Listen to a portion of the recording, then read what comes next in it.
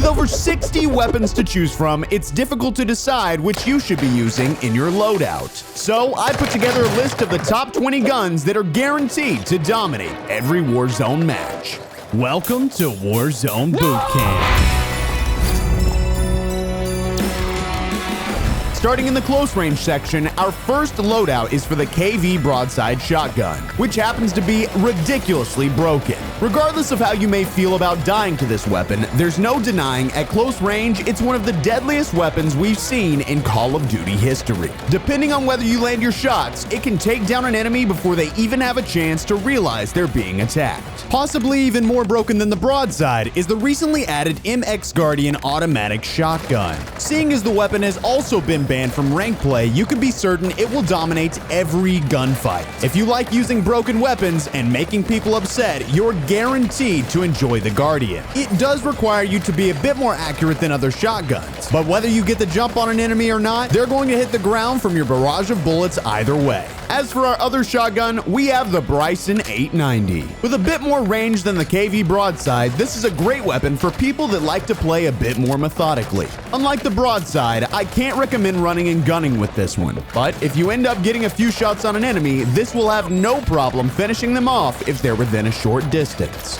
Pairing this weapon with a medium-range assault rifle is perfect for any Resurgence map available. Moving into our submachine gun category, we find ourselves at Old Reliable, also known as the Lockman SMG. The Lockman SMG is medium damage at close to medium range, and will always be my go-to SMG. With very little recoil, this loadout is perfect for getting those final shots on enemies you wouldn't have been able to with many other short-range weapons. Personally, I choose to run it because it just feels right. We add the MP5 and many other Call of Duties, and this gun just makes me feel at home. As for our second SMG, we have the Vaznev 9K. Unlike many other SMGs, I find myself rocking a sight on this weapon because the smoke from firing tends to get in the way, but after adding a red dot, I've had zero issues. While I wouldn't match this gun up against an ISO 45 in close range, it's bound to outplay one at anything past 20 meters just because it'll stay on target. Additionally, this is a perfect sniper support in many situations, but more specifically in those times you need versatility.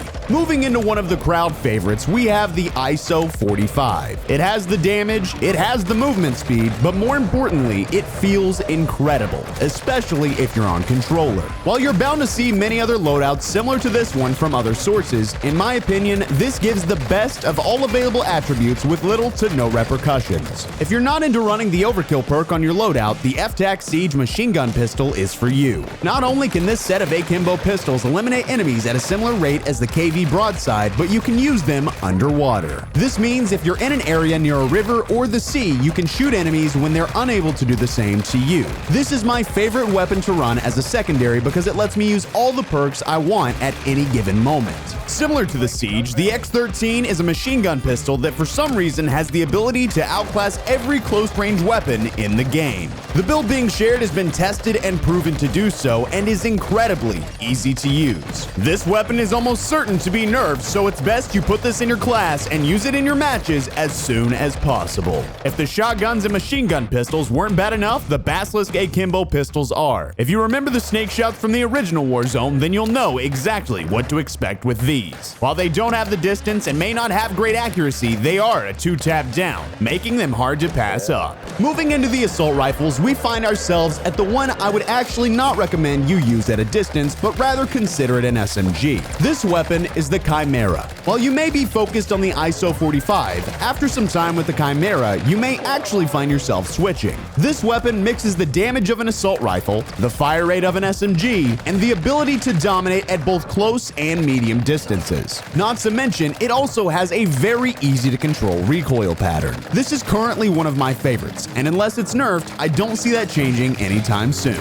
As for our first proper assault rifle, we have the classic M4. This weapon is great, but only at a very particular distance. While you may want to swap one of the attachments for a sight, it's set up this way because it gives you very little recoil and at medium ranges can and will dominate the battlefield. However, if you're someone that likes to use your assault rifle to take on very long distance engagements, that is not this weapon's best use case. Do your best to utilize it at that medium distance and you'll have absolutely no issue knocking down enemies. Added in Season 4, the Tempest Razorback took the Warzone community by storm. While it doesn't necessarily sit at the very top of the meta, it's easily a top contender, and for a good reason. This weapon is very accurate and has a fire rate similar to that of an SMG. Not only can it pack a punch because of that, but it can also be very versatile when you need it to. Because of its easy to control recoil pattern, this is a great weapon to get leveled if you're a Warzone beginner, or even a pro. Unlike its bigger brother, the Cast-Off 45 doesn't necessarily pack a crazy punch. However, what it lacks in damage, it makes up for in that classic AK-47 feel. While it doesn't have an easy-to-memorize recoil pattern, the kick is low enough that simply pulling down on the weapon will keep you on target in most scenarios. With that in mind, it's great for medium engagements and is incredibly satisfying with which to eliminate enemies. It pairs well with a high-damage SMG and is best utilized on one of the smaller Resurgence maps. The TAC-56 is a Warzone 2 classic that never seems to move itself out of the meta. As always, this weapon carries a low recoil and packs a punch. This particular build is set up to include high velocity rounds, as without it, it may not be worth the use. However, once they've been attached, you won't have a hard time hitting your enemy and furthermore staying on target. This is a weapon that's great for almost any mid-range engagements, but can be extra helpful if a teammate has a sniper and needs you to clean up their elimination after they've connected the first shot. Similar to the Grau in the original Warzone, this Lockman 556 build is incredibly accurate and works fantastic at medium and even longer ranges. Not to mention it has great bullet velocity, meaning you shouldn't have to lead your shots too much. If you enjoy playing ranked, this loadout is absolutely for you. It's the easiest assault rifle to use and the weapon I recommend to everyone. If you're looking for the absolute perfect sniper support, the STB 556 has no issue filling those shoes. Not only does it have a very easy recoil pattern, but there's not too much recoil to begin with. While it doesn't pack the punch its bigger brother does, it makes up for it with almost perfect accuracy. To be clear, this isn't a long-range weapon, but one that is perfect to be used behind cover when laying down shots on enemies you can't quite get with an SMG. It's the ideal middle ground weapon if you can't decide between an assault rifle or a submachine gun. While it may not be used as such, moving into our first of our battle rifle family, we have the TAC-V. Unlike the TAC-56, this weapon does carry quite a bit of recoil on most builds, but this build tries to alleviate that issue. However, that does force a lack of reticle for the weapon, which some may not like. The good news is, even with all the smoke Warzone weapons have when you're firing, the damage can make up for the missed bullets if you happen to have any. Similar to the STB, it's a great sniper support, but it could put you in a pickle if you get into anything at very close range, so keep that in mind if you choose to use it. Speaking of the STB, its bigger brother, the HCR56, is found in the LMG family. As with the TAC-V, this weapon has quite a bit of recoil, but if you've ever found an HCR laying on the ground, you know it's one of the best weapons to knock an enemy quickly at medium ranges. If you find yourself playing within the ranked playlist but don't necessarily care for the Lockman 556, this may be the weapon for you. As for the highest damaged automatic weapon, we find ourselves at the RAL MG. Unmatched by any other gun, this weapon will destroy anyone in your path. The only downside is that it's often not easy to use. While this is an incredible weapon, you need to be aware that it can have a bit of recoil and will take some time to aim down sights. With that in mind, you can mitigate both of those issues by mounting this weapon when you know an enemy is on their way.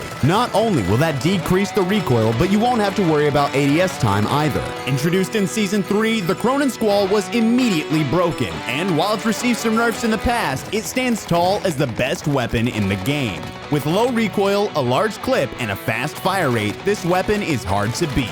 The SO-14 is truly a ridiculous weapon, and for any Warzone veterans, it's absolutely comparable to the DMR. It's very high power, and with the build being shared, has a large magazine with the capacity for 50 bullets. Not only does it hit like a truck, but can do so at medium to long ranges. If you're accurate and able to go for headshots, it's lethal with 2 to 4 bullets depending on the distance. With insane damage and a magazine carrying enough bullets to take down a mammoth, enemies won't stand a chance against this gun. While I may not personally be the best at using the Signal 50, knowing that 2 shots can eliminate any enemy who's asking for it means I have to pull it out here and there regardless. Similar to others, this is a great sniper for ranked.